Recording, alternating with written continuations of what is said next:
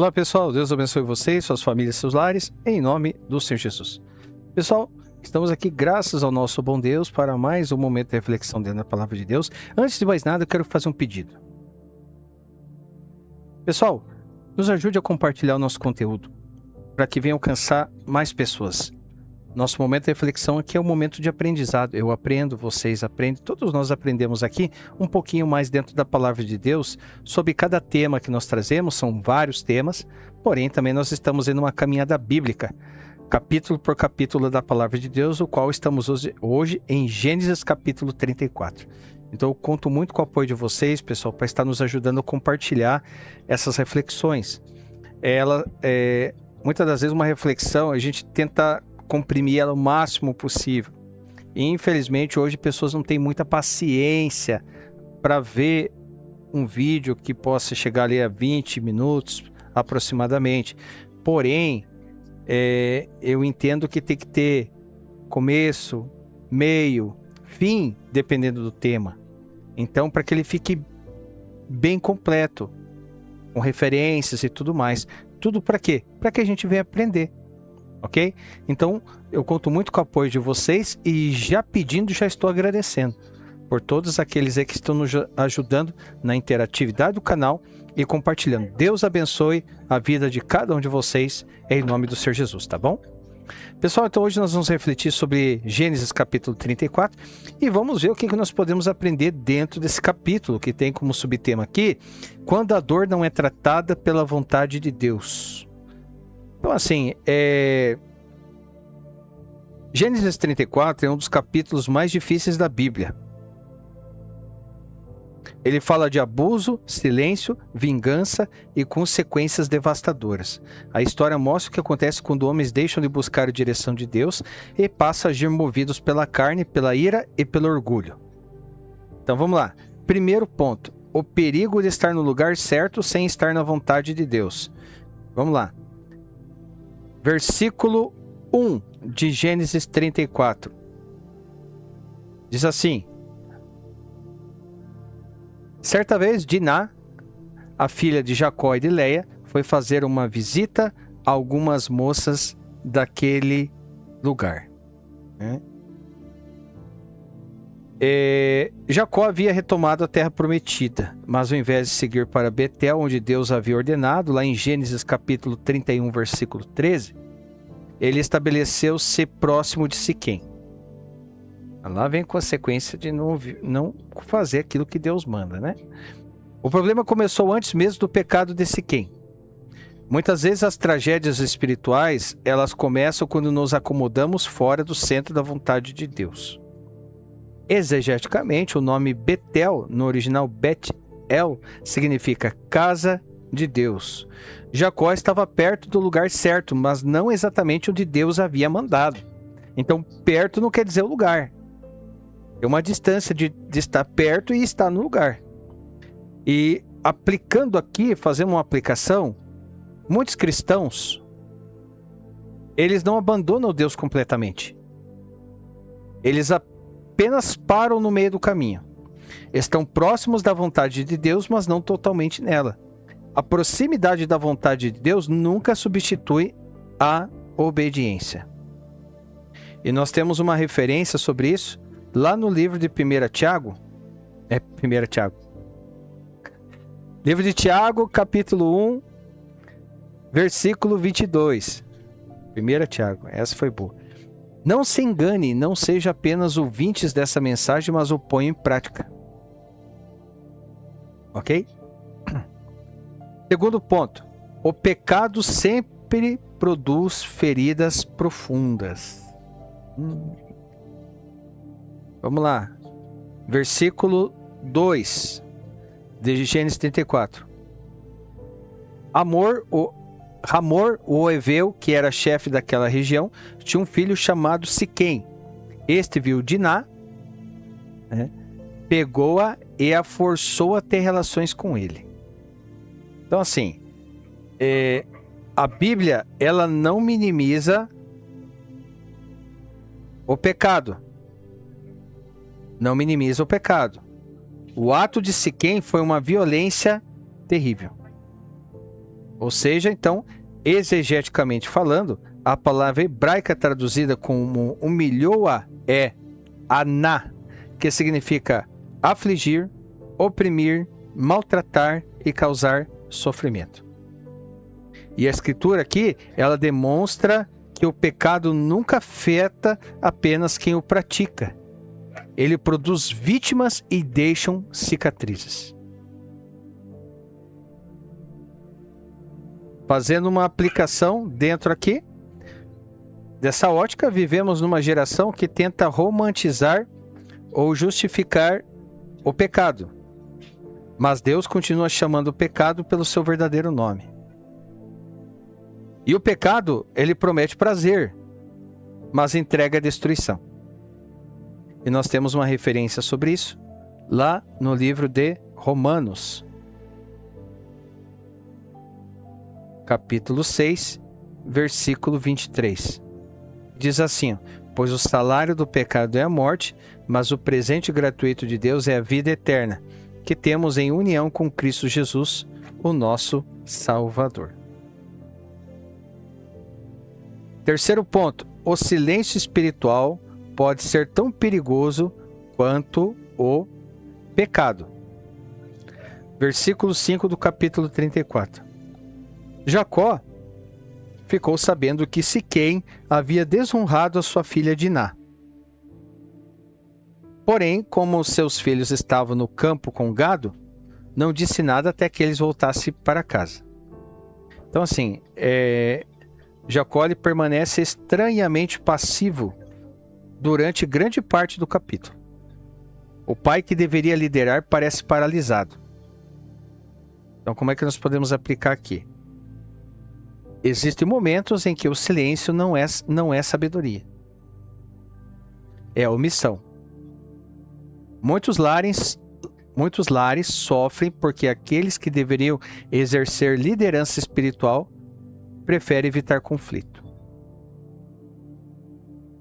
O silêncio de Jacó abriu espaço para a ira dos filhos. Quando a liderança espiritual falha, outros assumem o controle. E nós temos uma referência disso também, lá no livro de Efésios,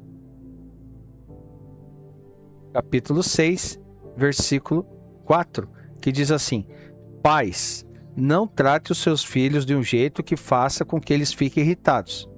Pelo contrário, vocês devem criá-los com a disciplina e os ensinamentos cristãos. Quarto ponto, a ira da carne nunca produz a justiça de Deus. A ira da carne nunca produz a justiça de Deus. Versículo 25 de Gênesis 34. 3 dias depois, quando os homens sentiam fortes dores, 2 filhos de Jacó, Simeão e Levi, irmãos de Diná, pegaram suas espadas, entraram na cidade sem ninguém notar e mataram todos os homens. Simeão e Levi elaboraram um plano de vingança. Eles usam a circuncisão como armadilha para matar os homens da cidade. Exegeticamente falando, né? Eu vou colocar aqui o capítulo. Exegeticamente falando, a circuncisão era sinal da aliança divina. O que deveria representar santidade foi usado como um instrumento de engano. Ou seja, a indignação deles tinha uma causa legítima. Era justo ele estar indignado pelo que aconteceu com a sua irmã. Só que o método escolhido, não. O método que eles escolheram para se vingar, não. E se formos aplicar aqui, dentro disso, nem toda causa justa produz atitude justa. É possível estar certo na reclamação e errado na reação. A ira sem controle transforma vítimas em novos ofensores. E temos uma referência muito interessante sobre isso, lá no livro de Tiago, capítulo 1, versículo 20, que diz assim, porque a raiva humana não produz o que Deus aprova. Quinto ponto, a religião sem transformação torna-se uma arma. Então vamos ali para o versículo 13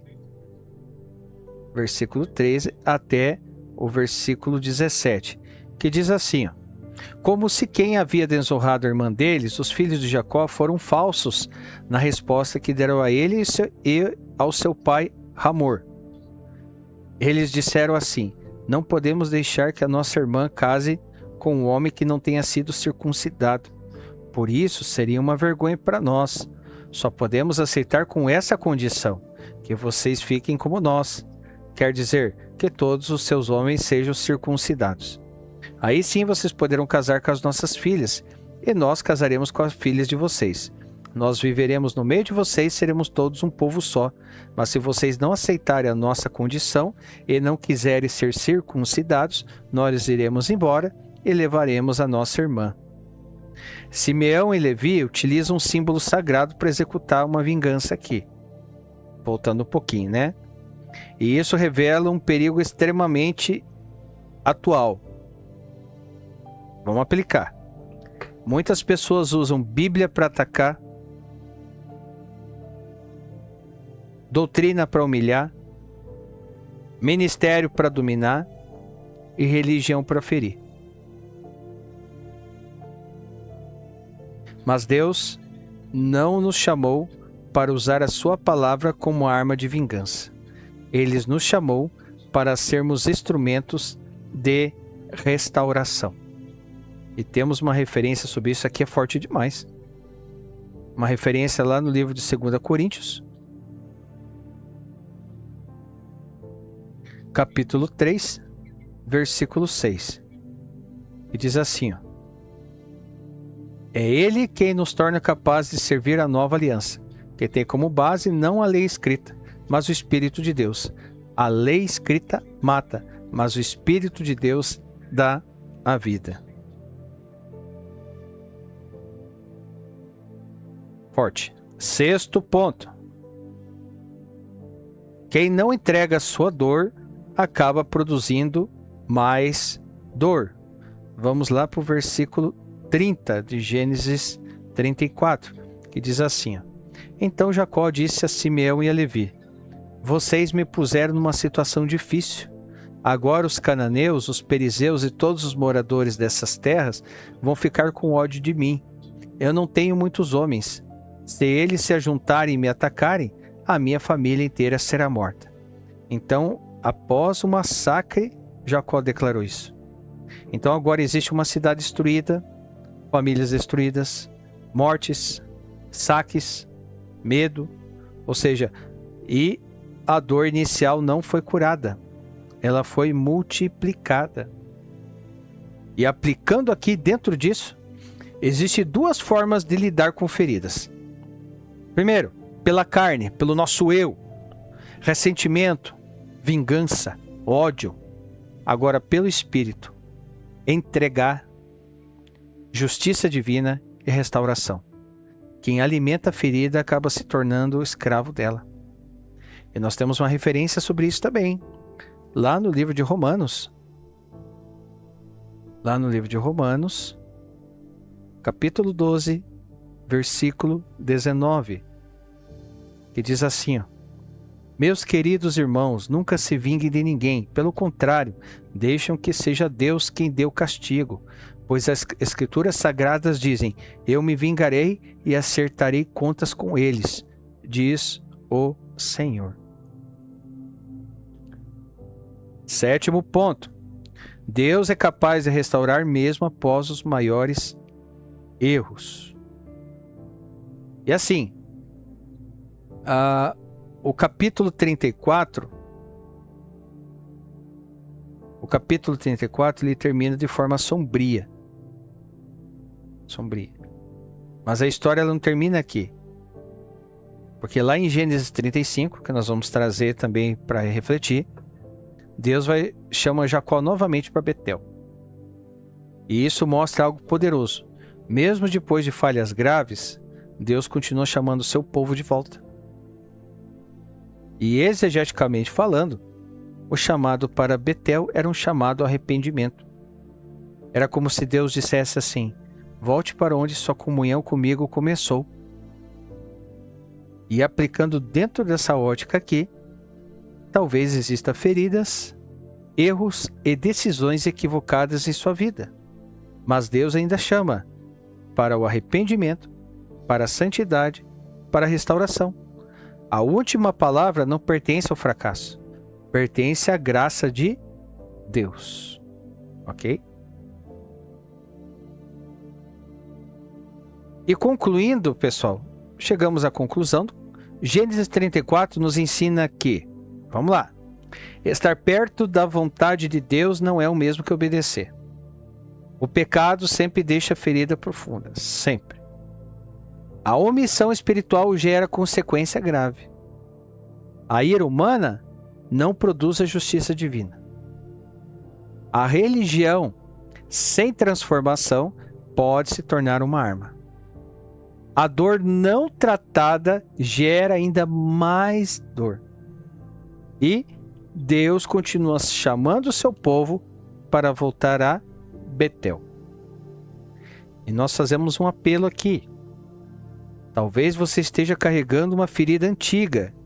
Talvez alguém tenha machucado você profundamente. E a pergunta hoje é: você entrega a sua dor nas mãos de Deus ou permitirá que ela se transforme em amargura e destruição?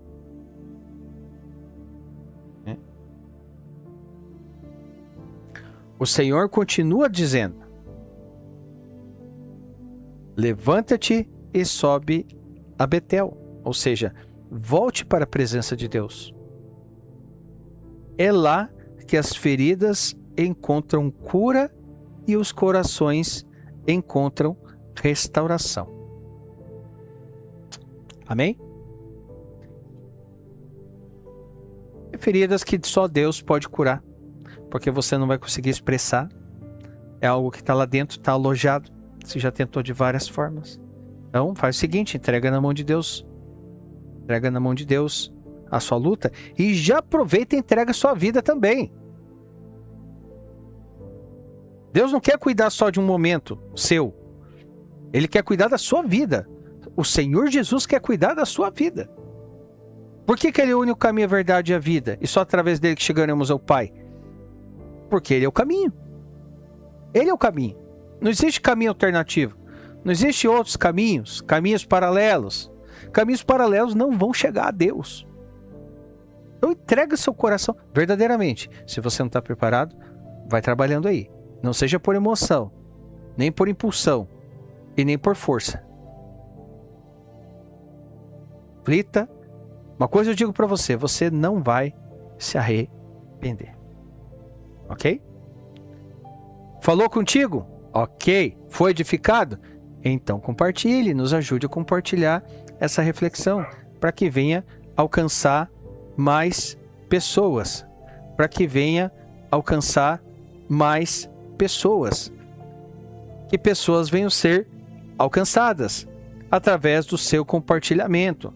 É como eu digo, para você pode ser muitas das vezes um compartilhamento, um botãozinho só, mas não.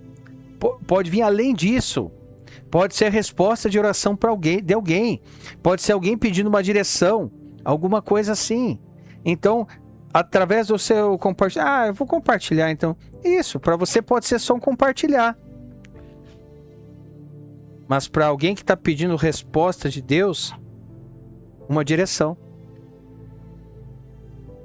Então, se falou contigo, nos ajude a compartilhar esse momento de aprendizado que nós tivemos aqui. Tá bom? E, já estava esquecendo, comentários estão totalmente liberados para você expor a sua opinião. O que você acha? O que você concorda? Você discorda? Coloque aí que eu tenho certeza que a gente vai aprender muito com o seu comentário. E também, pessoal, sugestão de temas. De repente, será que a palavra de Deus fala sobre isso? Mande aí. Será que a palavra de Deus fala sobre isso aqui? Manda aí. Manda aí que a gente busca, coloca aqui e vamos aprender junto sobre o tema sugerido. Beleza? Pessoal, então é isso. por hoje é só. Vamos pedir a Deus que Ele venha trabalhar no nosso coração, mas que não só pedir, mas que a gente permita que Deus venha trabalhar nele. Porque de nada adianta eu falar, Senhor, venha trabalhar no meu coração, e eu não entregar o meu coração nas mãos dele. Não adianta nada. É só Ele. Meu Deus, a palavra de Deus, ela sobreviveu a tantas coisas. É o único livro que passou por tantas épocas. Quantas pessoas queriam destruir esse livro? E ele está aqui, na nossa mão. Isso não é por acaso. Você que é desacreditado com isso, não é por acaso. Por que muitos lugares e por que muitas denominações, elas não é que elas não são contra, mas elas não estimulam a leitura bíblica. Por quê? Porque quando você começa a ler a palavra de Deus, você começa a entender e começa a ver muitas coisas que têm acontecido e nós temos visto que foram tiradas de tradições, costumes humanos, que não tem nada a ver com a palavra de Deus. Você vai ler ali, você vai ler a palavra, mas eu vi fazer outra coisa, mas eu vi fazer outra coisa aqui. E hoje, gente, com a internet nas nossas mãos, a gente consegue ir atrás dos originais da Bíblia. Significado no hebraico, no grego, para realmente extrair o máximo possível. E para que a gente não venha a ser levado por nenhum vento de doutrina. Porque muitas pessoas, infelizmente, pelo fato de não quererem ler a palavra, ter preguiça de ler a palavra, ou outros fatores, tem diversos fatores, aquilo que falarem para ela, ela vai acreditar. Ah, porque a pessoa ela tem um cargo, vai acreditar. Eu sempre aprendi a confrontar na palavra. Sempre, quando eu vi uma palavra, eu sempre estava com a minha Bíblia em mãos, para ter realmente a certeza que aquilo que estava sendo dito está na palavra. Se não tiver na palavra, não abrace. Não agarre isso. Não absorva. Porque, infelizmente, existem especialistas que eles colocam a vontade deles no texto. E isso se chama exegese. É eu querer que o texto fale aquilo que eu quero que ele fale. Não exegese, que é a centralidade da mensagem, é o núcleo daquilo que a palavra quer verdadeiramente dizer. Então vamos tomar muito cuidado, principalmente nesses tempos. Haverá falsos mestres, muitos enganadores, com doutrinas suspeitas. A Bíblia está aqui. Só não lê quem não quer. Amém, pessoal? Deus abençoe, fiquem com Deus e aguardo vocês no nosso próximo momento de reflexão. Vamos estar trazendo Gênesis capítulo 35, se assim o nosso grande e poderoso Deus desejar, em nome do Senhor Jesus. Deus abençoe.